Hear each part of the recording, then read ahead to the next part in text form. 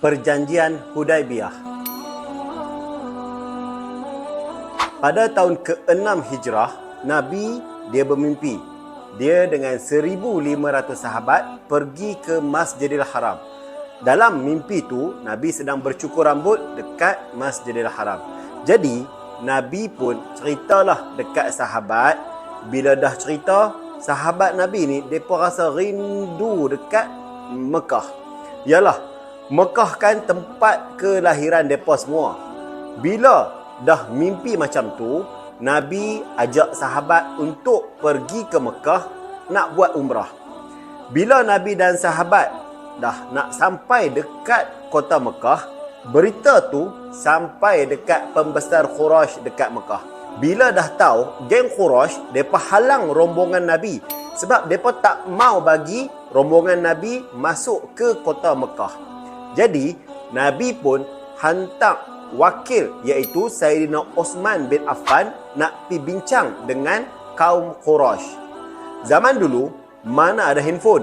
Jadi, kalau nak bincang, mereka akan hantar seorang wakil untuk bincang dengan pihak lagi satu. Bila pergi jumpa dengan pembesar Quraisy, Sayyidina Osman bagi tahu, mereka mai Mekah nak buat umrah, bukan tujuan lain, bukan nak mai perang.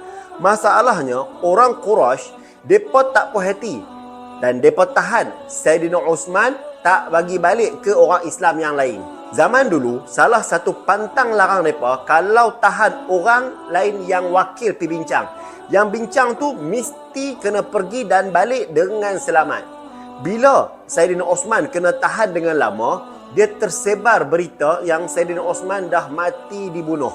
Jadi, geng-geng Islam yang pergi Mekah dengan Nabi ni, mereka tak puas hati. Mereka berbai'ah, mereka berjanji untuk taat setia dan akan tuntut bela atas kematian Sayyidina Osman. Bai'ah atau perjanjian ini dikenali sebagai Bai'atul Ar-Ridwan sebab perjanjian ini dibuat dekat pokok Ar-Ridwan. Bila orang Quraisy dengar berita orang Islam dah buat Bai'atul Ridwan, orang Islam nak tuntut bela atas yang kematian Sayyidina Osman, mereka pun cepat-cepat lepaskan Sayyidina Osman. Bila lepas, mereka hantar pula wakil daripada kaum Quraisy iaitu Suhail bin Amru untuk berbincang dengan Nabi. Hasil perbincangan tu, terdapat satu perjanjian antara orang Quraisy dan orang Islam. Dan perjanjian ni dinamakan Perjanjian Hudaibiyah. Sebab apa? Sebab ia berlaku di Hudaibiyah. Yang pertama, gencatan senjata antara orang kafir dan orang Islam dalam tempoh 10 tahun. Maksudnya, dalam tempoh ni, orang Islam dan orang Quraisy tak boleh berperang. Yang kedua, orang Islam tak boleh masuk kota Mekah untuk buat umrah pada tahun itu.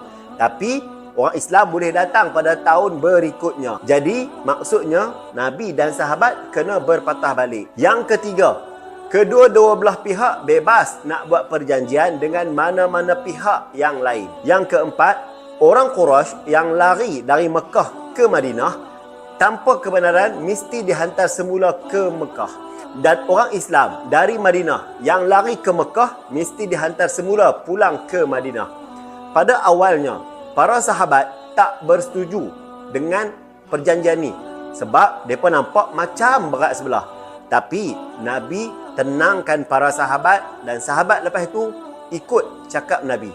Kesan daripada perjanjian Hudaibiyah ni berlaku pendamaian di antara orang Quraisy dan orang Islam. Seterusnya, Islam dan orang Quraisy dapat mengelak daripada berlakunya pertumpahan darah dan peperangan.